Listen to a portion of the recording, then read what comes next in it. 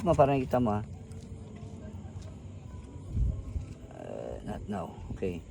So pag kinabit natin siya, isa-isa lang ang kabit. Okay. Punta tayo ng settings. Tama naman So display, again, hanapin natin yung display settings. May kita natin yung built-in, tama yan.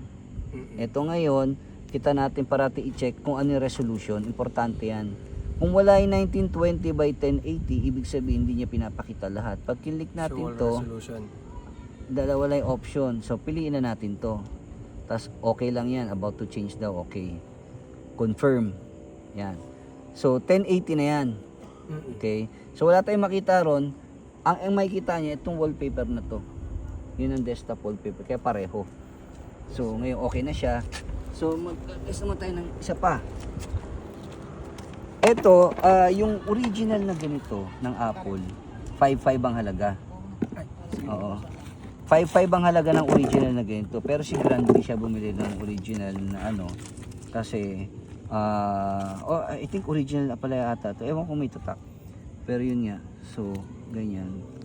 Pag hindi original ang ginamit nyo, minsan hindi gagana. Yan. So, may lalabas uli yan. Yung, may lumabas. Okay. Center yan. Yan, kita nyo, nagaganyan-ganyan. Okay. Center yan? Center, hindi. Center Ito, as in, natin, tape. Pinalabel ko. 3 and 4. Bali, kung mapapansin nyo, macro silicon, may pangalan siya. Ito yung processor na 4K. So, 4 na projector na ang kaya niya. Naka-open na. Oo. So, ngayon, dahil 4, ang nakalagay dito is projector 1, 2, 3, 4. Sama-sama na. Yan 1, 2, 3, 4. 3840 by 2160 yung resolution niya. Saan pa natin malalaman kung tama yan? So dito natin siya ilagay sa kable, wag sa adapter. Bakit 1, 2, 3, 4, sir? Kasi nga yung processor natin, pwedeng 4 na ipasok mo projector. Tipid, isang linya na lang. Kita mo isang linya pero 4 na projector na. Umilaw na yung 4. So 1, 2, 3, 4 may ilaw na. So confirm natin. Pag kinlik ko to, yan naklik siya. Ang resolution niya 3840 by 2160. Which is tama. So 40 na yan. Tama? 2160. So hayaan na natin siya. Yung huli natin ngayon, Sir, bago ako lumilip sa huli, bakit 1, 2, 3, 4? Bakit hindi siya, hindi pwedeng 3, 4, 5, 6 dito sa kabila? Bakit hindi siya abot doon?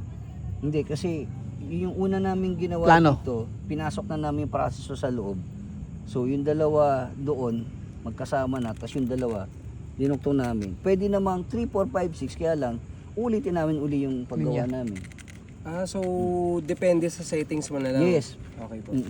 Kung 4 lang yan, na yung isa-isa, bawat isa, so lahat yung pasok mo sa processor, may ikling kable lang, isa lang mahaba, andito ka na. So ngayon, ito naman, kakabit natin. Para saan kaya yan? Para saan yan? I-anim lang ang projector natin. Hindi kasi nangyari, ito isa lang di ba? Magkaisa tong 5, 6. Hindi, ano pa lang yan? Sorry 5.6 yan Sorry. Ay, isang kon lang yan, 5.6 projector? to, Ano yung umilaw dito? Ano yung may kulay? Baba o taas? Pareho, sir. Ayun dalawa yung nag-project. Mababa lang. Baba lang? Ano yung baba? Bodek, 6. Sorry. 6 lang. So kala ko lasing na si Exing pa pala. Diba, sir? Sabi ko sa'yo para saan yung isa na yan? Kasi sabi mo 5.6 na yun Ito yung 5. Okay. Sir, bakit hindi mo pinag-isa na lang? Kasi wala tayong ganun. Yung processor? Oo. Hindi kasi yung processor na tagba dito. Kaya naman 4. Ginawa ko ng Yes, sir. Kasi yung processor hindi stable din minsan na mainit yung isa Update na lang ako mamaya, sir. Kaya ito, naalala ko kaya naman pala ng Siya mas madali kasing Sir, so ibig sabihin, sir, yan, dapat yung center isa. natin is 1, 2, 3, 4. Bali, yung setup 1, nyo. 2, 3, 4, yung gitna, 3, 4, 5, 6. 5.6 yan, magkaiwalay. Itong 6 itong dulo Magkaiwalay, natin. dalawang wire yan. Yun ang 5 naman dun sa kabila. No, hindi, sorry. Yung dito, magkaibabaw, 1, 2. Yung tapos dito sa gitna, 3, 4. Etong dulo, 5 and 6. Yung umilaw kanina Five. is 6.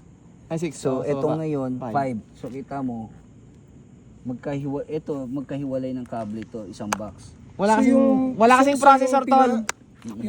Yung pangalawang isinaksak natin, sir, is 1, 2, 3, 4. Pinag-isa. Yes, Isang processor. And then yung una Yung nating isang sinaksak, Magkahiwalay. which is eto, yung pinakauna natin sa number 6. Then yung panghuli is Five. number 5, which is kasama din Doon. yung number six. Dalawang wire ang nilatag niya doon. Yun ang program, yun ang ginawa niyong setup, sir. Yes. So, depende sa kable, sa adapter. Pansin nyo, isa, binasa niya talaga Epson. Pero isa hindi niya binasa, di ba? So, may sa ganito yan. So, So, ang ito, problema, sir? nabasa niya na Epson yung projector. Di ba? So, So, all good siya. Oo, 1920 by dapat 1080 pero okay lang yun na default kasi ginamit namin default talaga. So ito yung wala kaming ginalo jack kasi walang ibang version 1920 by 1080 na assuming yung default lang muna ha. 1200 kasi kanina yun nababasa niya yan. Okay. So lahat yan naka-extend. So i-close ko na siya. So dapat 4 ang natin 1 2 3 4 display, diba? So i-close ko lang yan. Not now. So, punta na tayo ng yan.